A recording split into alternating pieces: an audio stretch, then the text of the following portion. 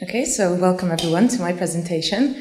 I'd like to present the first 12 months of progress today. So my PhD is titled Advances in Orthodontic Acceleration and Retention. And first I'd like to summarize my first project in 1 minute, which is how we spread the information about the findings of our studies. So what was the problem? So extended treatment time in orthodontics raises a variety of issues, such as caries, gingivitis, and patient compliance drops dramatically as treatment times increase. So therefore, with treatment times taking approximately 18 to 24 months on average, we need interventions that accelerate this process to avoid patients from getting all of these risks mentioned before. So micro-osteoperforations are a minimally invasive procedure which helps accelerate tooth movement. And so in our meta-analysis, we found that this intervention is particularly effective in alignment and leveling, and less effective in canine retraction. However, there are no adverse events associated with any of these interventions in either of the clinical scenarios. So that's why we urge orthodontists to start using this intervention to accelerate the treatment phases where we can achieve shorter treatment times. So let me now introduce myself. I'm Adél Pintér. I'm a dentist and a first-year PhD student, and I started this PhD with a vision to make orthodontics into a seamless treatment option with lifelong results. So my first project, as mentioned, addresses micro-osteoperforations in accelerated orthodontics. So over 200 million people worldwide require orthodontic treatment. And as many of you may have undergone this process yourselves, you might remember the lengthy process of getting your teeth aligned. On average, this takes 24 months and poses several risks to patients, such as caries, gingivitis, and 1 in 5 patients choosing to discontinue their treatments because of the long treatment times. So this is where micro-osteoperforations come in. These are a surgical procedure whereby small perforations are made in the alveolar bone to stimulate bone remodeling and accelerate tooth movement. Our clinical question is whether these micro-osteoperforations significantly increase the speed of orthodontic tooth movement and whether they are safe for routine clinical use. So our hypothesis is that they do increase it significantly enough to be applied in standard of practice. So our clinical implication thereby is to widen access to aesthetic and functional smiles whilst improving patients' quality of life in the process. So let me now present a few results that we found. So my first one is the rate of canine distalization movement. This is one of our main outcomes as it quantifies the amount of tooth movement per unit time that it takes to get the canine to close the space between it and the second premolar. So in this plot, we can see the multivariate meta-analysis of 18 randomized controlled trials. And we can see that the main acceleration that was achieved by the MOPs occurred in the 0 to 2 time period, so that's weeks 0 to 2 weeks, with an acceleration of approximately 0.27 millimeters in this 2-week period. This acceleration then continued on from week 2 to 4, and then in the bracket of 4 to 6. However, after that, we can see a clear deceleration and the vanishing of these effects. So what does this suggest? Although we can see a statistical significance here, this is unlikely to be clinically significant because this is not a big enough acceleration for patients to undergo this extra surgical intervention. So next up, we have our other rate of tooth movement parameter, which was Little's irregularity index, which is used to quantify crowding in the mandibular anterior region by adding up the distances between anatomical contact points. So here you can see we analyzed four randomized controlled trials and saw a clear difference between the distribution of data points on these graphs. So as you can see, the red line demonstrates the linear progression of the control group. However, with the MOPs, we can see a more accelerated drop at the beginning, which is also consistent with our findings in our canine retraction outcome, where in the first few weeks of application, the acceleration was much more extensive than in later times.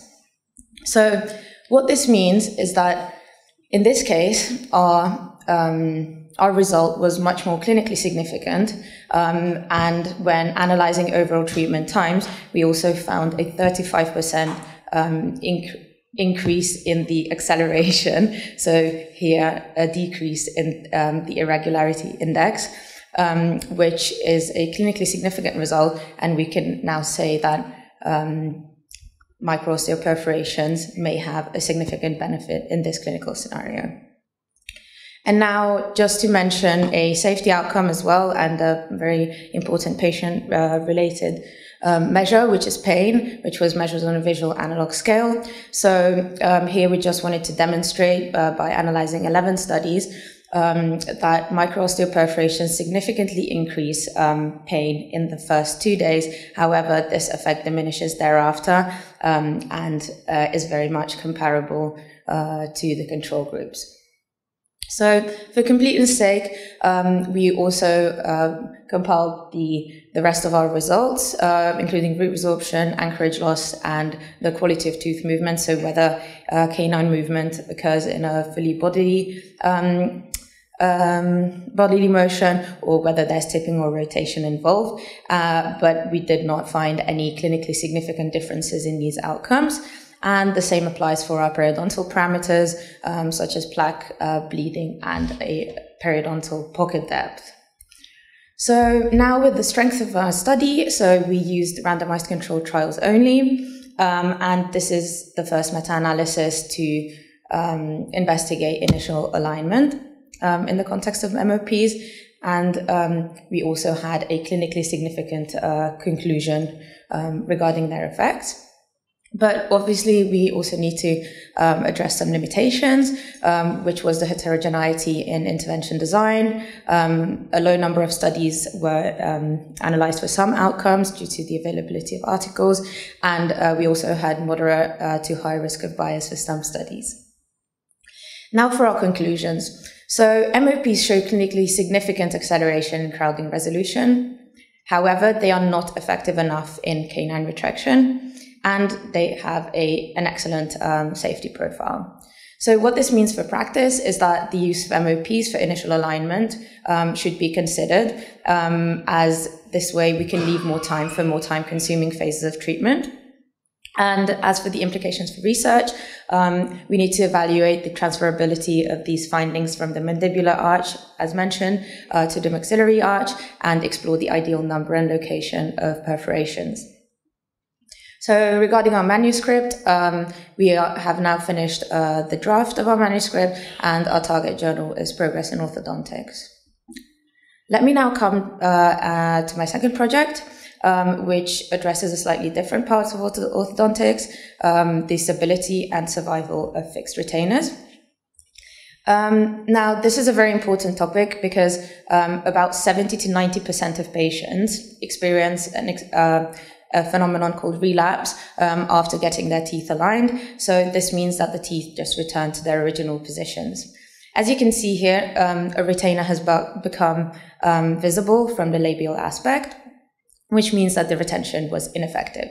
Therefore, we need to think about more methods or different types of materials to use for this purpose to help improve these numbers seen.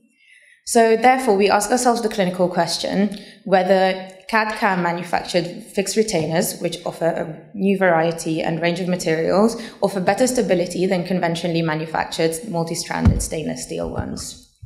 And so we hypothesized that the CAD/CAM fabricated ones will have better stability and survival. And now let me come to my summary. So the first project is planned to be submitted in August this year at the end, and the second one by spring next year. And now let me finish my presentation with a quote by Robert A. Heinlein: "Everything is theoretically impossible until it's done." Thank you for your attention.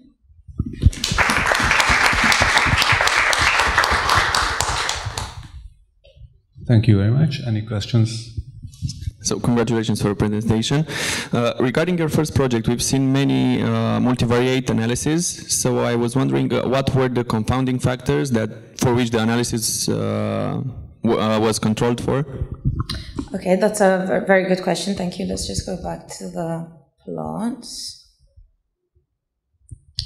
So as I mentioned, when you're applying MOPs, there are lots of things that can be done differently. And in fact, in all these studies, there was rarely two studies which did exactly the same things. So overall, we really had to think about how to kind of pull them together in a way that would make more sense. So for this purpose, we actually ran two types of analyses. So the first one was for this one that you can see for one-time MOP applications. And we just wanted to see like the timeline of how, in general, when you apply this surgical intervention, how the tooth movement will be manifested. So that's why we use these types of plots as opposed to using just different plots for each time point. So this is how we could kind of like visualize the results all in one. And the second analysis that we ran was actually for studies that repeated these interventions. So because you can see the time-dependent effect, like obviously the idea came up that you could just do the perforations again once their effects seem to have diminished. However, that analysis was very much inconclusive because the heterogeneity could not be effectively compensated for. So yeah, that's the reason. Thank you very much. No worries.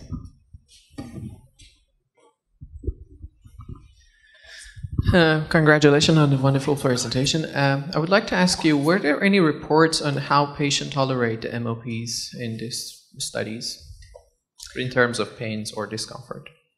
Yeah, so we did analyze pain perception, and what you cannot see on these graphs is that pain perception, well, like you can actually see it. So if you look at this point here, you can see that the pain perception was a maximum of 3 and 4. So like in between those two. And so that means that that's on a scale of 0 to 10. So pain perception was not very high, and patients generally tolerate these procedures really well. But this is the very reason why we need to analyze whether these interventions are effective enough in order not to expose patients to extra pain that they really don't need to suffer, no matter how small the extent of it may be.